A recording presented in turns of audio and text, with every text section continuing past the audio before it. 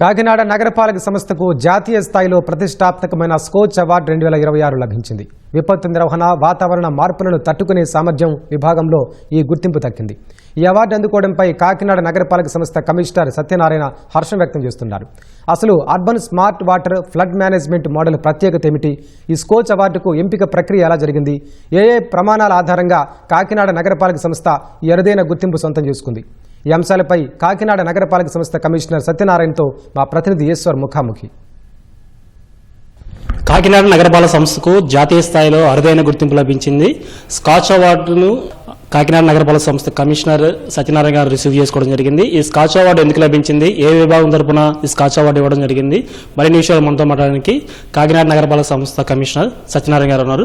Sir చెప్పండి, మనకి కాకినాడ నగరపాలక సంస్థకు జాతీయ స్థాయిలో అరుదైన గుర్తింపు లభించింది. ఈ స్కాచ్ అవార్డు ఎందుకు వచ్చింది? ఈ స్కాచ్ అవార్డు రావడం పట్ల మీరు ఎలా హర్షం వ్యక్తం చేస్తున్నారు? సార్, ఈ ప్రాజెక్టు 2023 ఏప్రిల్లో మనం ప్రారంభించడం జరిగింది. అది 2025లో మనం పూర్తి చేయడం జరిగింది.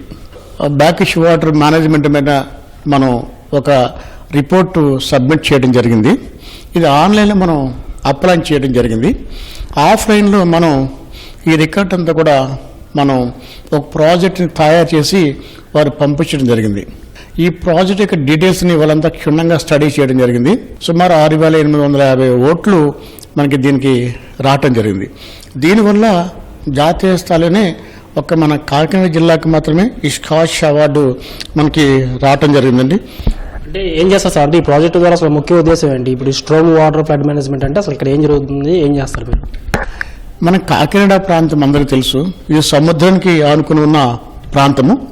దట్టు ఇది సముద్ర ప్రాంతానికి అత్యంత దగ్గరగా ఉండి కొన్ని చోట్ల సముద్ర మట్టానికన్నా దిగువగా, కొన్ని చోట్ల అంటే 0.01 మీటర్లో దిగువగా ఉంది. కొన్ని చోట్ల 0.5 వరకు కూడా మన దిగువగా ఉండటం వల్ల వరదలు, తుఫాన్లు వచ్చే సమయంలో హెవీ వాటర్ మనకి చేరుకుంటుంది.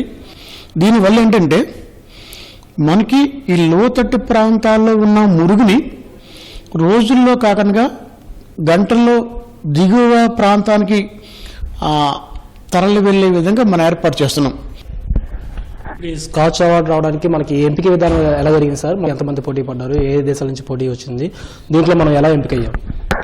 సార్, ఇప్పుడు ఈ స్కాచ్ అవార్డు ముందు మాకు జాతీయ స్థాయిలో నాకు ఇంటర్నేషనల్ లెవెల్లో ఒక సెమినార్ కూడా కండక్ట్ చేయడం జరిగింది వెబ్సైట్లో.